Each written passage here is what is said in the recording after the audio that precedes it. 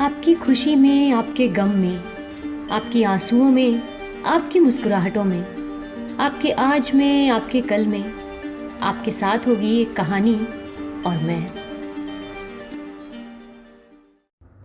उपेंद्र पल भर चुप रहकर बोले, सभी चीज़ों की आंखों में पड़ने की आवश्यकता मुझे नहीं है, लेकिन पक्का हो जाने के लिए तेरी ही तरह नीच मैं भी न बन सकूंगा। तू इस प्रसंग को बंद कर दे, लेकिन एक बात तू याद रख सतीश, कच्चे का दाम क्या है उसको केवल तभी समझ सकेगा जबकि तू और भी पक्का हो जाएगा। अगले दिन उपेंद्र को उठने में देर हो गई। बहुत देर पहले सूर्योदय हो चुका है। ये खिड़की के सुराख से आने वाली किरणों से ही समझ में आ गया। उपेंद्र व्यस्त हो उठे। सतीश कमरे में नहीं था। वो कहाँ गया है ये पता नहीं था। बाहर बिहारी खड़ा था। आकर उसने खबर दी कि सतीश बाबू सामने के बगीचे में कुश्ती लड़ रहे हैं और नीचे चाय दी जा चुकी है। वहाँ साहब वगैरह आपकी प्रतीक्षा में हैं।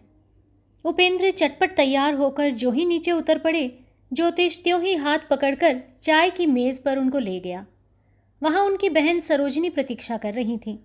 वो अखबार फेंक कर हंसते हुए मुख से बोली, कल रात को 10 बजे तक हम आप लोगों की बाट देखते रहे। अंत में मंजले भैया ने कहा, अवश्य ही कोई निर्दयी मित्र रास्ते में पकड़ कर ले गए हैं और आप लोग शायद रात को लौट ही न सकेंगे। लौटने में कल कितनी रात हो गई थी उपेन बाबू? उपेंद्र ने हंसकर कहा, 12। विशेष काम से आबद्ध हो जाने से मैंने सबको कष्ट दिया है। ज्योतिष ने कहा, इसे हम लोग समझते हैं। हमने यही ख्याल नहीं किया था कि तुम लोग झूठ मूठ राह में घूमते हुए चक्कर काट रहे होगे। सतीश बाबू कहाँ चले गए? बिहारी ने आकर निवेदन किया, सतीश बाबू बगीचे के उस तरफ कुश्ती लड़ रहे हैं और उनको खबर दे दी गई है। बिहारी के चले जाने पर ज्योतिष उपेंद्र की तरफ देखकर बोले, कुश्ती क्या जी, और भी कोई है क्या?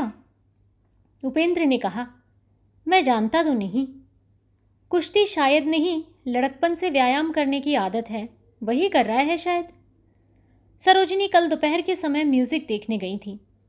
संध्या के बाद घर लौटने पर उन्होंने सुना कि उपेंद्र और उनके मित्र आ गए हैं, लेकिन उस समय वो लोग पघरियार घाटा चले गए थे। उन्होंने पूछा, सतीश बाबू कौन है उपेन बाबू? मैंने तो देखा नहीं। कल जिस समय हम लोग आए आप मौजूद नहीं थी। सतीश मेरा बचपन का मित्र है, यद्यपि आयु में बहुत छोटा है। ये लो, आ तो गया। सतीश ने कमरे में प्रवेश किया। क्या ही सुंदर भरा पूरा शरीर है। माथे पर तब भी बूंद बूंद पसीना चमक रहा था। सुंदर गोल चेहरे पर लाल आभा पड़कर और सुंदर दिखाई पड़ रहा था। सरोजिनी ने उसे पल भर देख कर ही आंखें झुका लीं। ज्योतिष ने कहा, बिहारी कह रहा था आप कुश्ती लड़ रहे थे, लेकिन कुश्ती ही लड़ें या जो कुछ भी करें, आपके शरीर की तरफ देखने से ईर्ष्या होती है। हम लोगों की तरह 4-5 आदमी भी शायद आपके पास तक नहीं पहुंच सकते। सतीश तनिक हंसकर बोला, बिना परीक्षा के इतना बड़ा सर्टिफिकेट मत दीजिएगा। इसके सिवाय केवल शरीर का बल लेकर ही क्या होगा? मेरे पास और कोई ताकत ही नहीं। बात के अंतिम अंश में दुख का आभास दिखाई पड़ा। सरोजिनी ने चाय डालते डालते मन ही मन अनुमान किया कि सतीश बाबू की सांसारिक अवस्था शायद अच्छी नहीं है। ज्योतिष पहले ही उपेंद्र से सुन चुके थे। वो चुप ही रहे। इसके बीच चाय की कटोरियां परिपूर्ण हो उठीं। सतीश उस तरफ नज़र तक न डालकर दीवार पर टंगे एक चित्र की तरफ ताकता रहा।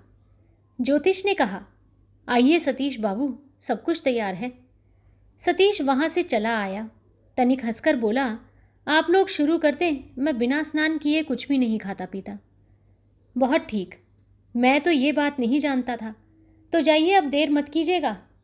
बेहरा, नहीं नहीं, आप घबराइए मत, मेरा स्नान यथा समय ही होगा। इसके अलावा प्रातःकाल खाने पीने की मेरी आदत नहीं है। मध्याह्न का भोजन मेरा साधारण 5 आदमियों से कुछ अधिक है। उसको असमय में चाय आदि बेकार की चीज़ें खा पी कर मैं नष्ट कर देना पसंद नहीं करता। इससे तो अच्छा है कि मैं उस हारमोनियम को खोलकर 2 भजन ही गाऊं। आप लोगों के दोनों ही काम चलें। भजन गाने के प्रस्ताव से सरोजिनी अत्यंत प्रफुल्ल हो उठी। सिर उठाकर वो एकाएक बोल उठी, अच्छा। लेकिन दूसरे ही क्षण घबराकर उन्होंने मुंह झुका लिया।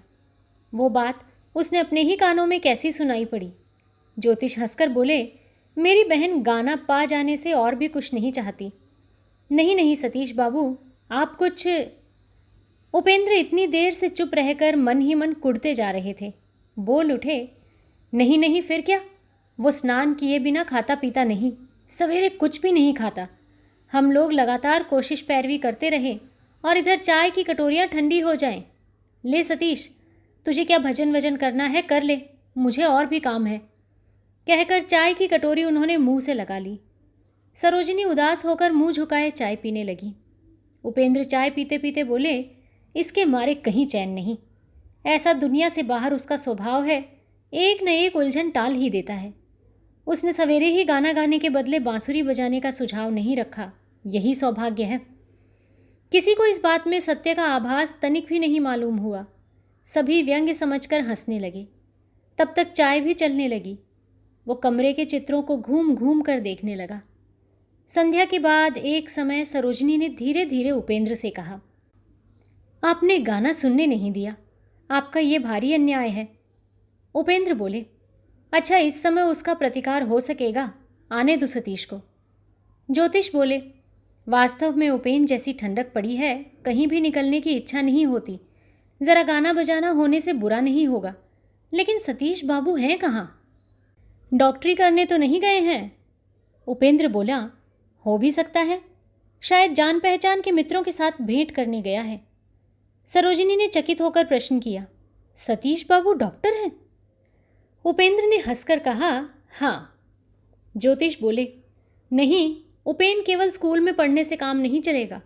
किसी अच्छे होम्योपैथ के साथ यदि किसी दिन आप घूम सकें तभी कुछ सीख सकेंगे, नहीं तो ये जो कहावत चली आ रही है, शतमारी सहस्त्रमारी, केवल मार मार ही घूमते रहेंगे।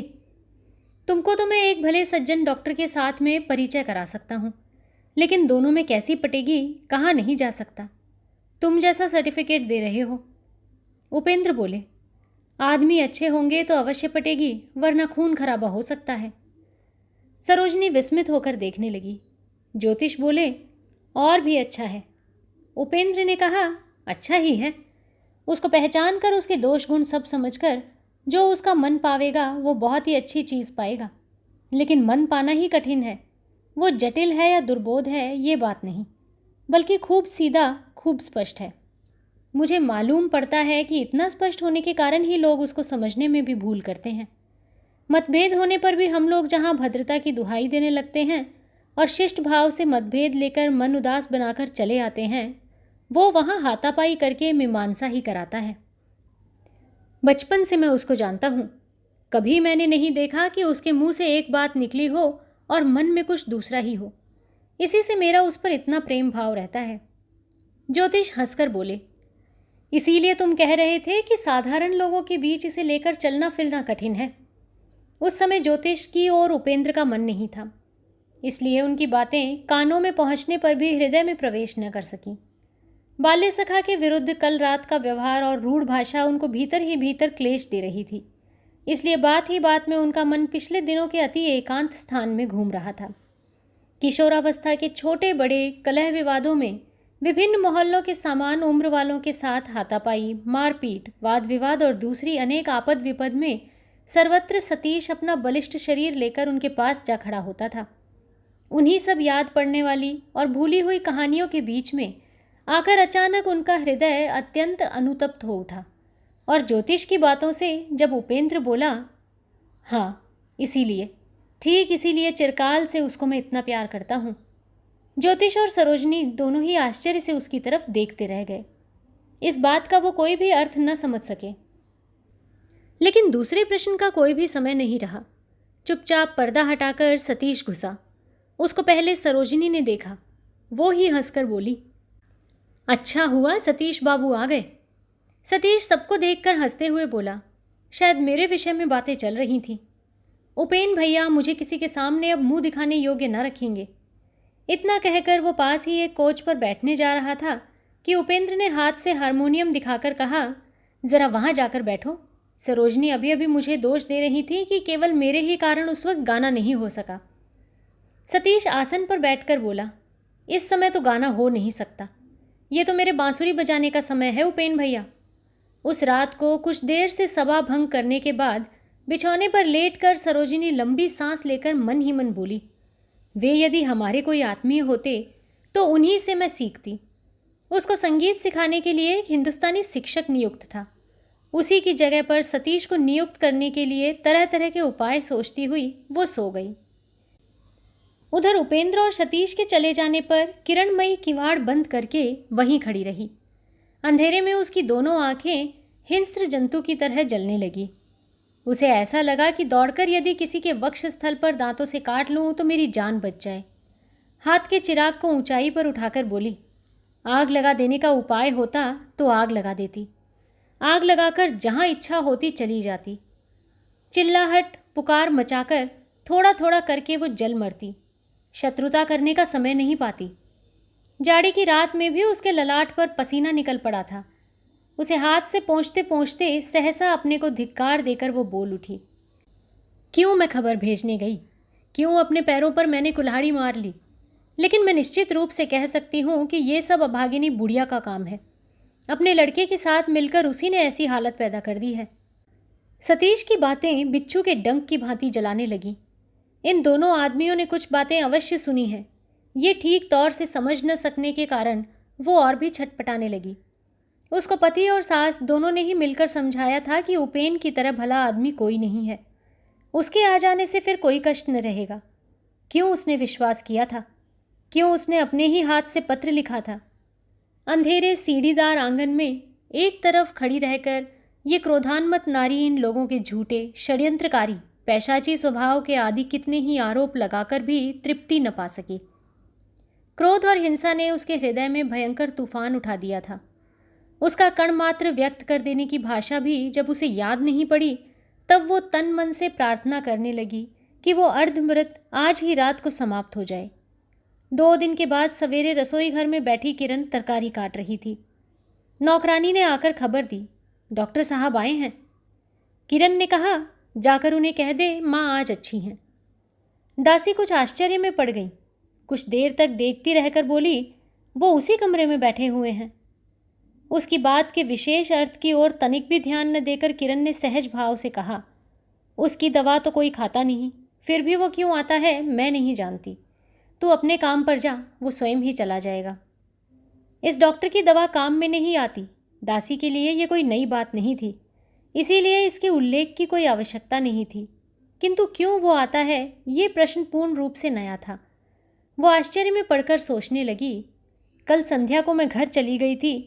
इसी बीच हठात कौन सी ऐसी घटना हो गई कि डॉक्टर का इस मकान में आना तक अनावश्यक हो गया। फिर भी साहस करके वो एक बार बोली, अच्छा मैं तरकारी काट देती हूँ, तुम एक बार हो आओ ना। किरणमयी अत्यंत रूखे भाव से बोली, तू जा, अपना कुछ काम धाम कर ले। इस आकस्मिक तथा अत्यंत अनावश्यक उग्रता से दासी एकदम सहम गई। इस घर में वो बिल्कुल ही पुरानी न होने पर भी नई नहीं थी। इसके पूर्व भी ऐसे अकारण रूखेपन का परिचय वो पा चुकी है, किंतु ठीक इस प्रकार की बात स्मरण न कर सकी। कोई और समय होता तो वो भी शायद क्रोध करती, किंतु आज उसने नहीं किया। अति आश्चर्य से स्तब्ध रह गई। थोड़ी देर चुप रहकर धीरे धीरे उस कमरे के दरवाजे के पास जाकर बोली, वो काम में लगी हुई हैं, इस समय आप जाएं। डॉक्टर पैरों के पास बैग रखकर उसी चौकी के पास बैठा हुआ था। बोला, काम में लगी हुई हैं, काम तो मुझे भी है। दासी ने कहा, तो जाओ न बाबू। डॉक्टर अवाक रह गया। बोला, एक बार जाकर कह दो मुझे एक विशेष काम है। दासी ने कहा, आप समझते क्यों नहीं हो बाबू, मैंने खूब कहा और अधिक न कह सकूंगी। वो सब मैं कुछ नहीं जानती, आज आप जाएं। ये कहकर वो चली गई। इस अवहेलना और लांछना ने पहले तो डॉक्टर को गंभीर आघात पहुंचाया, किंतु दूसरे ही क्षण एक लज्जाजनक दुर्घटना की संभावना उसके मन में उठने के साथ ही वो भीतर बात क्या है सुनने के लिए व्याकुल हो उठा। उसको प्रतीक्षा करने में आपत्ति नहीं थी और प्रतीक्षा करता ही रहा, किंतु कोई भी लौटकर नहीं आया। तब खड़ा खड़ा कितना क्या सोचकर चले जाने का विचार करके बैग उठाकर जब खड़ा हुआ और निगाह ऊपर उठाई तो देखा कि दरवाजे के सामने ही किरणमयी है। डॉक्टर ने अपने उद्दत अभिमान को रोककर कहा, जरा हटो, बड़ी देर हो गई और भी बहुत से रोगी राह देख रहे हैं। माँ जी अच्छी हैं ना?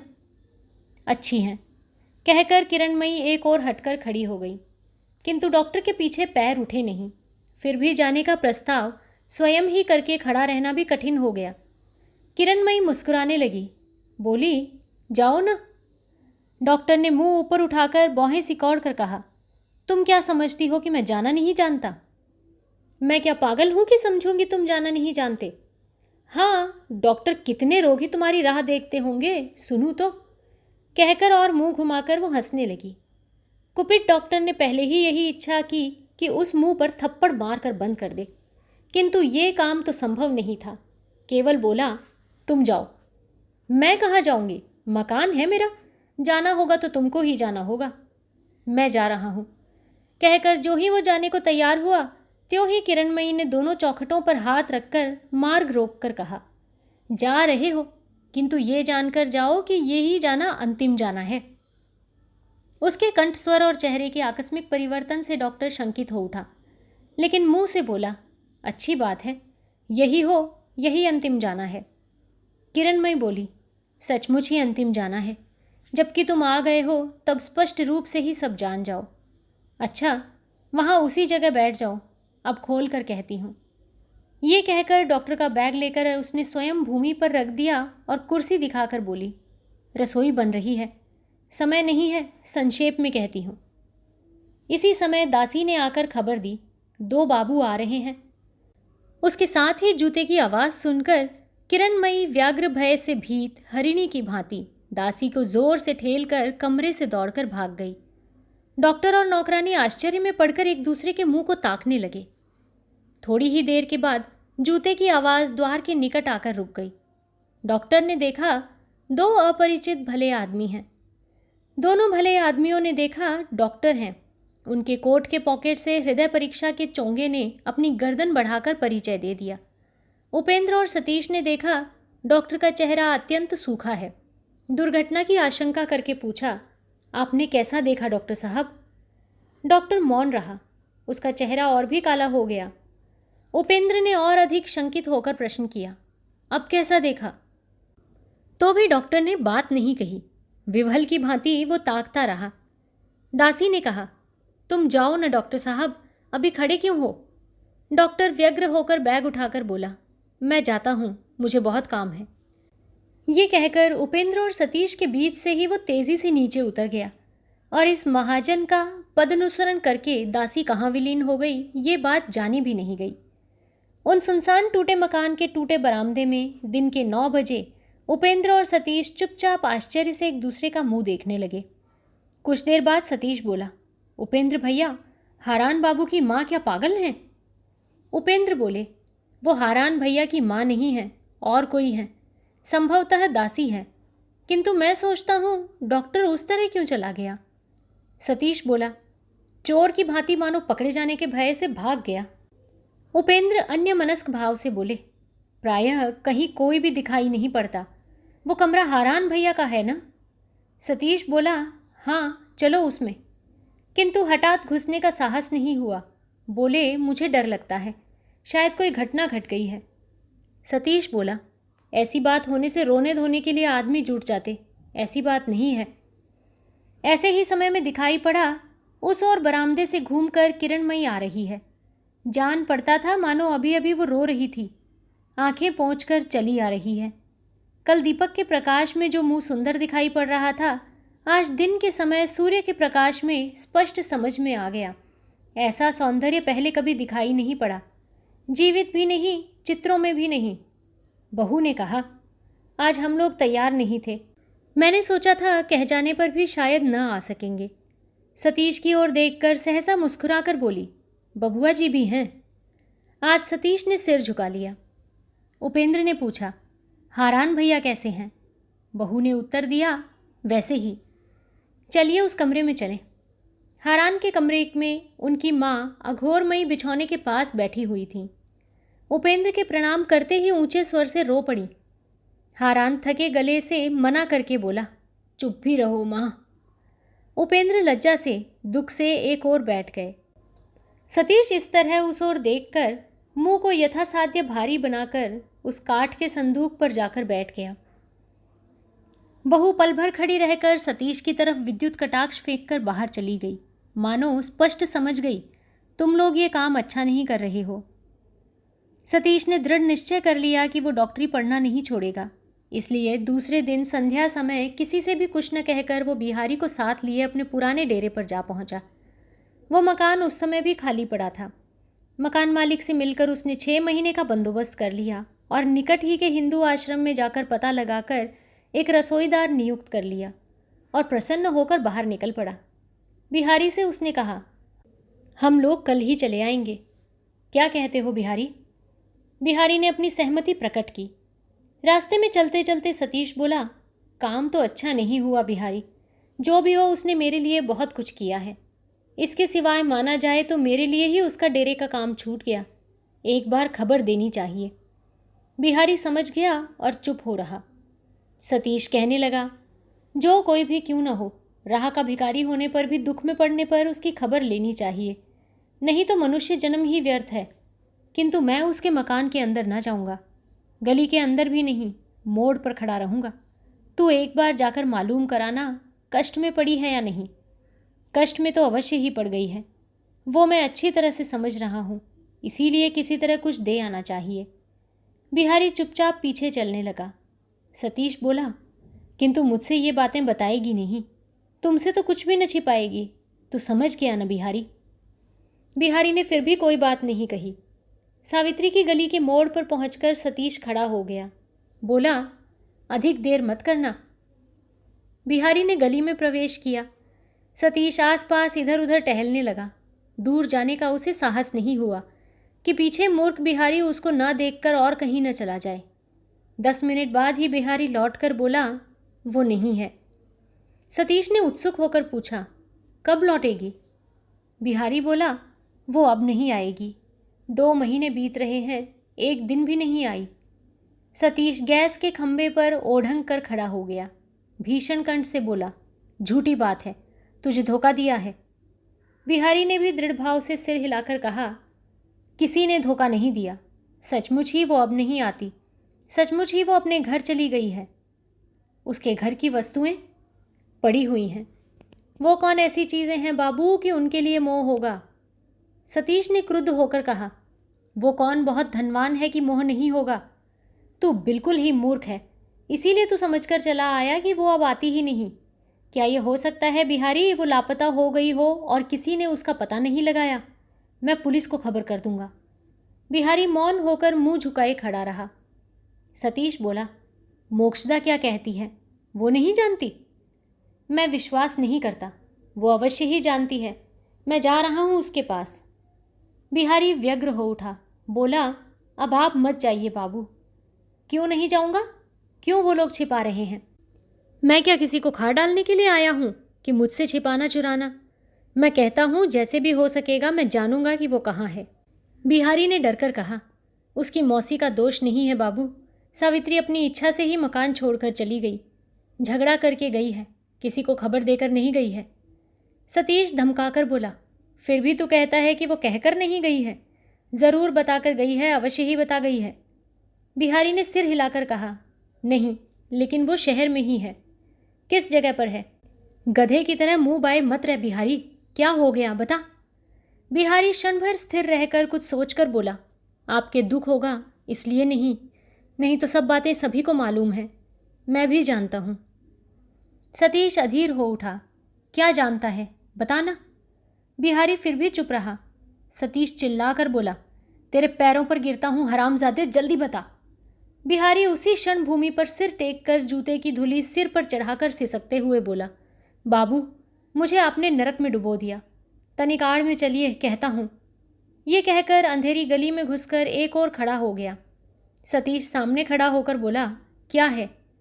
बिहारी ने गला साफ करके कहा, सावित्री की मौसी का विचार है कि वो आपके पास है, लेकिन मैं जानता हूँ ऐसी बात नहीं है। सतीश अधीर होकर बोला, तू खूब पंडित है, ये मैं भी जानता हूँ, उसके बाद क्या है ये बता। रुकिए बाबू, बता रहा हूँ, कहकर बिहारी फिर एक बार गला साफ करके बोला, मुझे खूब आशा हो रही है कि। क्या आशा हो रही है? बिहारी विवश होकर बोल उठा, वो कहीं चली गई हैं, उसी विपिन बाबू के पास ही।